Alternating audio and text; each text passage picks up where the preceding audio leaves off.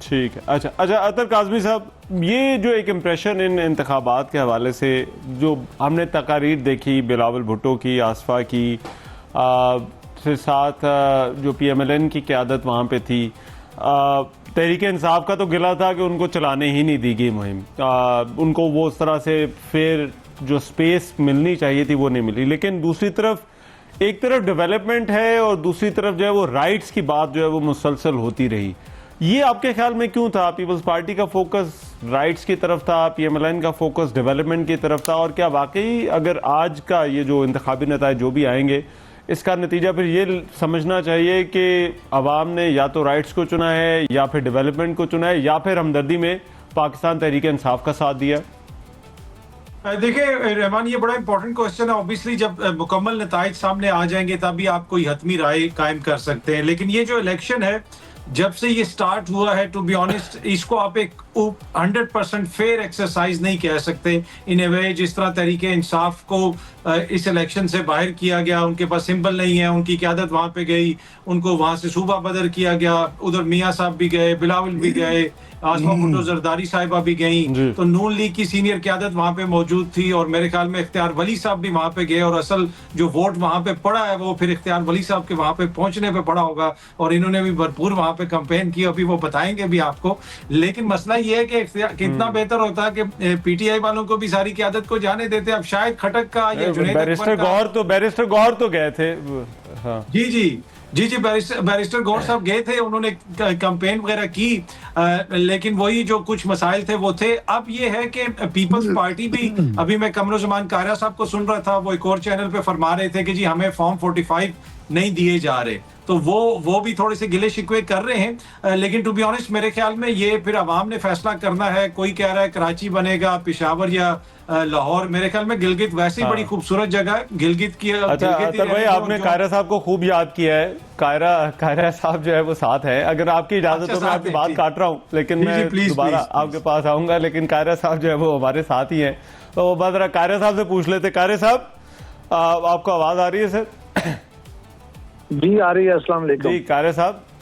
अच्छा, वालेकुम अस्सलाम कायरा साहब। अच्छा कायरा साहब, आपके पहला वो जो हमने बयानात देखे फॉर्म 45 के हवाले से, उसके बाद एक डेवलपमेंट ये हुई कि चीफ इलेक्शन कमिश्नर ने कहा कि भाई फॉर्म 45 दिए जाए, क्यों नहीं दिए जा रहे अगर कहीं पर शिकायत है। तो जो पीपल्स पार्टी के जो पोलिंग एजेंट से उनको कोई शिकायत ये दूर हुई, उसके बाद कोई बेहतरी आई है फॉर्म 45 मिलने में?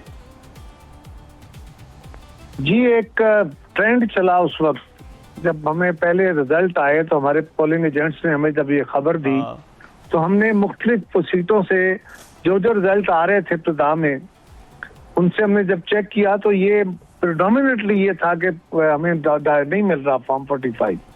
इसीलिए हमने पहले चीफ इलेक्शन कमिश्नर साहब से बात की, फिर हुकूमती जिम्मेदारों से बात की, और फिर हमने मीडिया से बात की, और हमने ये मुनासिब समझा कि हम ये बात लोगों के सामने भी रख लें।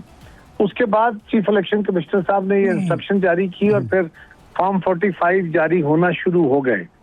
तो इसका मतलब हमारी बात जो थी वो उसमें वजन था, और आपका मीडिया हर जगह पे, हर पोलिंग स्टेशन पे मौजूद था। आप अपने इंडिपेंडेंट अपने रिपोर्टर से पूछ सकते हैं कि हमारा जो क्लेम था वो क्या गलत था। हमने पूरी तसल्ली करके किया था। लेकिन चले, वो वक्त गुजरा और इलेक्शन के अंदर। लेकिन अभी क्या तवक्कुआत है जो अभी तक कायरा साहब, जो रिजल्ट्स आ रहे हैं, जो ट्रेंड्स आप देख रहे हैं इन इंतखाबात के हवाले से, क्या पार्टी जो है वो अच्छी पोजीशन में है? देखिए, इस वक्त तो हम लीडिंग पोजीशन में हैं। इस वक्त तक हमारी 8 सीटें तो क्लियर हो चुकी, बल्कि 9 क्लियर हो चुकी, और अच्छा इंशाल्लाह हमें तवक्को है कि कुछ सीटें जो हैं वो चंद वोटों के मार्जिन से हैं। अभी पोस्टल बैलेट का मरहला है और भी काफी, तो हमें तवक्को है कि इंशाल्लाह पीपल्स पार्टी लीड तो कर रही है। बाकी मुस्लिम लीग की अभी तक 4 सीटें आई हैं वाज़ेह तौर पे। इंडिपेंडेंट्स जो हैं, अब इंडिपेंडेंट जो प्रोसेस कायरा साहब, जो इलेक्टोरल प्रोसेस हुआ है, मुतमईन है उससे? जो माइनस ये फॉर्म 45 वाली जो चीज है, इसके अलावा जो चीजें हैं उससे पार्टी जो है वो मुतमईन है? प्रॉब्लम्स थे कि कई जगहों पे रात को पोलिंग स्टेशन तब्दील कर दिए गए कुछ जगहों पे, और पोलिंग की लिस्टों का भी फर्क था, उसमें भी रौला था। लेकिन मैं समझता हूँ बाय एंड लार्ज ये पुरअमन तरीके से इलेक्शन हुआ। लेकिन इस वक्त भी गिलगित सिटी में इस कदर फायरिंग हो रही है, इस कदर फायरिंग हो रही है, पिछले कुछ 1.5-2 घंटे से मुसलसल क्लाशनकोफों के बरस चल रहे हैं और मुस्लिम लीग के उम्मीदवार अपनी जीत की खुशी मना रहे हैं। ठीक है, राइट, बहुत शुक्रिया कार्य साहब, थैंक यू सो मच। अतर भाई आप बात पूरी कीजिए, फिर मैं जरा इख्तियार साहब से भी जो है वो उनकी जो है वो जी मैं बिल्कुल मैं वही कह रहा था कि बस अब थोड़ी देर में मजीद सिचुएशन क्लियर होगी, पर मेरे ख्याल में बेहतर होगा कि इख्तियार वली साहब भी थोड़ा सा इस पे रोशनी डाल दें। जिस तरह कायरा साहब ने भी कहा है कि इनकी जमात वहां पे कैसे सेलिब्रेट कर रही है, तो वो जरा इख्तियार साहब रोशनी डाल दें तो ज्यादा बेहतर होगा। जी इख्तियार भाई, जरा मेरा भी सवाल जो है वो जरा साथ ही आप ले लें। वो ये है कि जो ये प्रोसीजरल इनको मैटर्स कहा जा सकता है, बेजाब्तगियों के जुमरे में डालना चाहिए, या फिर जो जाहिर बात है जो अपोजिशन जमात है वो कह रही है कि इसके पीछे को प्लान भी लगता है? नहीं, देखें, बिस्मिल्लाहिर्रहमानिर्रहीम, सबसे पहले आपका बहुत शुक्रिया रहमान नजर भाई। एक बात मैं आपको बता दूं कि हमें अपने अपने खोल से और रिवायती गंदी सियासत से निकलना होगा।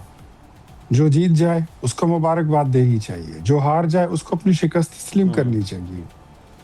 ये अगर मैं जीत जाऊं तो इलेक्शन ठीक है, अगर मैं हार जाऊं तो इलेक्शन गलत है, ये रिवायत ख़त्म होनी चाहिए। अब मैं अगर तहरीक इंसाफ का जिक्र करूं तो ये आप में से शायद चंद लोगों को ये बात इल्म हो, मैं तो वहां से होकर आया हूं।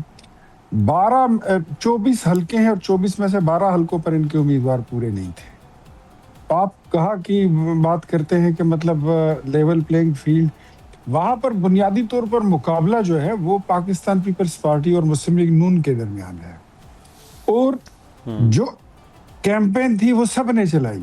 अब अगर मैं कहूं कि जिस फ्लाइट में असद कैसर साहब जा रहे थे उसमें मैं और ख्वाजा साद रफीक साहब भी जा रहे थे, हम भी रह गए थे, तो अब ये कहना कि यार मुझे ही वो करने के लिए, तो ये गलत बात है, ये नाजायज है, ये वैसे बहुतान तराशी है। अब जुनेद अकबर साहब ने एनओसी नहीं लिया, मैं एनओसी लेकर वहां पे गया हूँ। नवाज शरीफ एनओसी लेकर आया, बिलावल भुट्टो जरदारी साहब एनओसी के साथ आए, आज भी कायरा साहब उधर बैठे हैं, मुझे मालूम है उन्होंने एनओसी लिया हुआ है।